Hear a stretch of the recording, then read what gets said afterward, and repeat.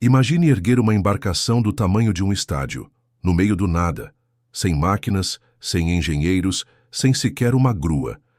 Imagine torres tocando os céus em um tempo em que o ferro ainda era um sonho. Essas não são cenas de um épico de Hollywood. São relatos das Escrituras.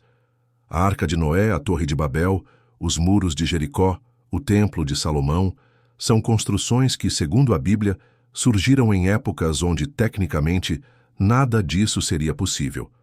E é aqui que começa o verdadeiro mistério. Quando arqueólogos escavam, quando físicos calculam, quando historiadores comparam, eles encontram buracos no tempo, buracos na lógica. Como tijolos moldados à mão desafiaram leis da engenharia moderna, como povos nômades ergueram monumentos que desafiam civilizações organizadas. Neste vídeo, você vai entrar comigo por corredores antigos de pedra e páginas sagradas, onde fé e ciência duelam. Prepare-se para questionar, não apenas o que foi construído, mas como e por quê. Antes da gente seguir, se inscreve no canal porque aqui você não vai ouvir fábulas. Vai descobrir os relatos bíblicos como eles realmente aconteceram, com os mistérios, as evidências e os segredos que a história tentou enterrar. Agora pare e pense, sem guindastes, sem concreto, sem cálculos precisos em computadores ou softwares de engenharia. Apenas pedra, madeira e fé. Como povos da antiguidade, com ferramentas rudimentares e conhecimento limitado, conseguiram erguer estruturas tão colossais que, até hoje, deixam engenheiros modernos perplexos. A Arca de Noé, com dimensões equivalentes a um navio cargueiro. A Torre de Babel, supostamente alta o bastante para tocar o céu. O Templo de Salomão, feito com blocos pesando toneladas, encaixados com precisão milimétrica. E os muros de Jericó, tão largos que carruagens circulavam sobre eles, tão altos que nenhuma força humana ousava enfrentá-los. Isso não é apenas construção. É quase como se cada pedra carregasse um código oculto, um conhecimento enterrado pelo tempo, uma inteligência esquecida. E no caso de Jericó, o mistério se inverte. É justamente aqui, entre o que foi deixado em ruínas e o que nunca foi explicado, que o verdadeiro enigma começa a tomar forma. Como alguém em uma era pré-diluviana poderia saber disso? Coincidência? Inspiração divina? Conhecimento perdido? Até hoje, cientistas, engenheiros e arqueólogos debatem não apenas se ela existiu, mas como ela poderia sequer ter sido construída com os recursos daquela época. E em 2010, no alto do Monte Ararat, uma descoberta reacendeu a chama da dúvida e da fé. Supostos restos de madeira petrificada, alinhados exatamente com as medidas bíblicas, foram encontrados por uma equipe chinesa. Coincidência ou evidência? Em um tempo onde não havia mapas, engenharia naval ou previsões meteorológicas, um homem foi instruído a construir um navio colossal, no meio da terra seca. A Bíblia diz que Deus ordenou a Noé a construção de uma arca com 300 côvados de comprimento, o equivalente a 140 metros. Isso é quase o tamanho de um campo e meio de futebol, feita inteiramente de madeira de gofer, selada com betume por dentro e por fora. Nenhum guindaste, nenhum projeto em papel, nenhuma equipe técnica, apenas instruções divinas e fé obediente. Mas aqui está o enigma. Como Noé e sua família ergueram algo tão monstruoso? Segundo estudos modernos, um projeto desse porte exigiria hoje engenheiros navais, arquitetos, centenas de operários e um sistema complexo de logística e transporte. Mesmo para civilizações milênios depois, como os egípcios, uma construção assim seria um desafio. E mais, a arca não era apenas grande, ela precisava flutuar, resistir a tempestades e abrigar milhares de seres vivos. A proporção descrita na Bíblia, comprimento, largura e altura, é praticamente a mesma usada em navios modernos de carga, otimizadas para a estabilidade em mar aberto. Como alguém em uma era pré-diluviana poderia saber disso? Coincidência? Inspiração divina? Conhecimento perdido? Até hoje, cientistas, engenheiros e arqueólogos debatem não apenas se ela existiu, Mas como ela poderia sequer ter sido construída com os recursos daquela época? E em 2010, no alto do Monte Ararat, uma descoberta reacendeu a chama da dúvida e da fé. Supostos restos de madeira petrificada, alinhados exatamente com as medidas bíblicas, foram encontrados por uma equipe chinesa. Coincidência ou evidência? 2. Uma torre que tentava tocar o céu. Esse é o relato enigmático de Gênesis 11. Após o dilúvio, a humanidade se reuniu em uma única terra, falava uma única língua e compartilhou um único objetivo. Vamos construir uma cidade e uma torre cujo topo alcance os céus. A Torre de Babel não era só pedra sobre pedra, era o símbolo da ambição humana, da tentativa de alcançar o divino com as próprias mãos. Segundo o relato, Deus observa e decide intervir. Ele confunde as línguas, dispersa os povos e interrompe a obra. Mas o que exatamente era essa torre? A Bíblia não menciona ferramentas, arquitetos ou engenheiros, apenas uma humanidade unida pela vontade de subir. Alguns acreditam que Babel foi um marco arquitetônico avançado para sua época. Outros, que foi uma lição divina sobre limites. Mas o mistério permanece. Se foi apenas um símbolo, por que tantas culturas antigas falam de uma torre semelhante? E se foi real? Onde está agora?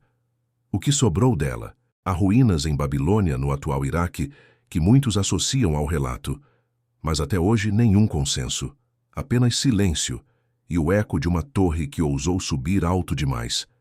Em 1913, o arqueólogo alemão Robert Koldewey escavou as ruínas da Babilônia e encontrou os restos de uma estrutura colossal, com uma base quadrada de quase 90 metros de lado. Ele acreditava que ali havia existido o Etemenanki, um gigantesco zigurat dedicado ao deus Marduk. Sua tradução? A Casa da Fundação do Céu e da Terra. Uma torre real, com registros cuneiformes descrevendo múltiplos andares e degraus que subiam em espiral até o topo. Segundo inscrições da época de Nabucodonosor II, essa torre chegou a alcançar quase 100 metros de altura, o equivalente a um prédio moderno de 30 andares. Para os padrões da antiguidade, isso era surreal. Mas o mais curioso vem agora. A própria palavra Babel, na língua acadiana, significa porta de Deus. Já em hebraico, a palavra ganhou outro significado: confusão. Duas interpretações, dois mundos. Um, onde a torre era a conexão entre o humano e o divino. Outro, onde foi o símbolo da arrogância punida por Deus.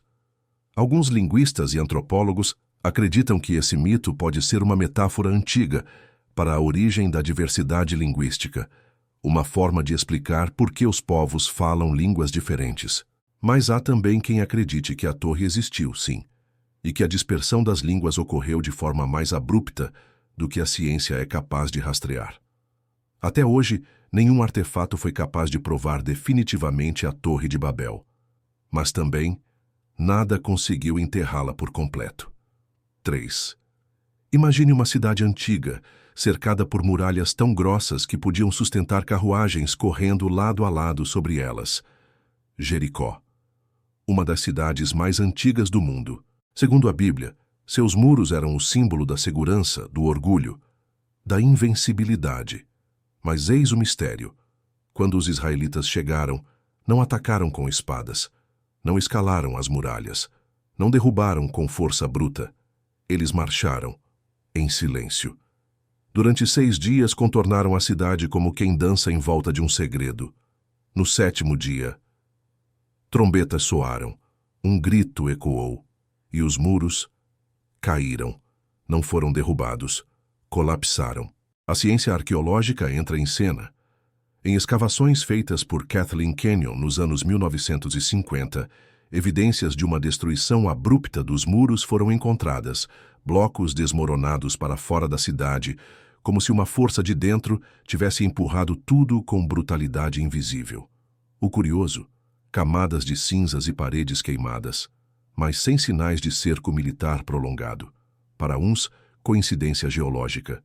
Para outros, milagre calculado. Mas uma coisa é certa, algo inexplicável aconteceu ali. Jericó era fortaleza. E caiu sem batalha. Um lembrete de que, na narrativa bíblica, não é o poder do homem que move as pedras, mas a obediência à voz divina. E se Deus foi capaz de derrubar uma cidade com o som, o que ele poderia fazer quando decide construir algo? Porque o próximo capítulo da nossa jornada não fala de destruição, mas da mais sagrada das construções, um templo feito de ouro, silêncio e glória. O Templo de Salomão. O Templo de Salomão não foi apenas uma obra de pedra e ouro. Foi um símbolo da aliança entre Deus e um povo, um lugar onde o céu tocava a terra, onde a presença divina habitava fisicamente no meio dos homens. De acordo com a Bíblia, o templo foi construído no topo do Monte Moriá, onde séculos antes Abraão quase sacrificou seu filho.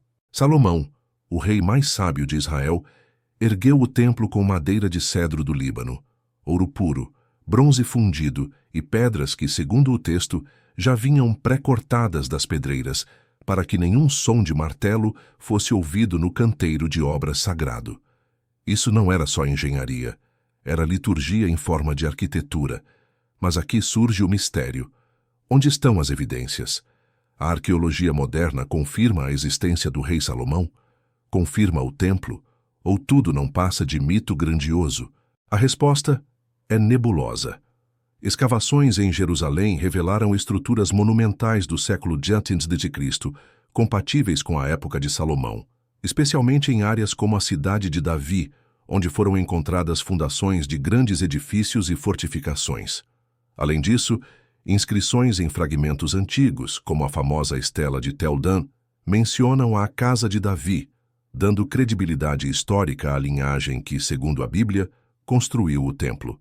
No entanto, o local exato onde o Templo de Salomão teria sido construído permanece inacessível. Hoje ali está o Domo da Rocha, um dos locais mais sagrados do Islã. Qualquer escavação ali é politicamente impossível. Por isso, ninguém pode afirmar com 100% de certeza se as fundações do templo ainda estão lá, ou se foram perdidas para sempre no tempo. Mas o impacto daquela construção, seja física ou espiritual, ecoa até hoje. O Templo de Salomão inspirou catedrais, sinagogas e mesquitas ao redor do mundo. E ainda hoje, judeus religiosos oram diariamente pedindo pela reconstrução dele. Uma construção que unia o visível e o invisível. Uma obra que não se media apenas em metros, mas em fé, temor e promessa. Arcas que flutuam contra a lógica, torres que desafiam o céu, muros que desabam sem toque humano, e um templo que ainda pulsa no coração de uma cidade milenar. As construções bíblicas não são apenas obras do passado. São códigos enigmáticos deixados em pedra, ecos de um tempo em que o divino e o terreno caminhavam lado a lado. A ciência escava, a fé interpreta, a história observa, em silêncio. Mas talvez nem tudo precise ser explicado, porque há mistérios que não foram feitos para serem resolvidos. Foram feitos para nos lembrar do quão pequenos ainda somos diante do Eterno. E se essas construções forem apenas o começo? E se enterradas sob o tempo, ainda existirem estruturas que carregam segredos esquecidos ou proibidos?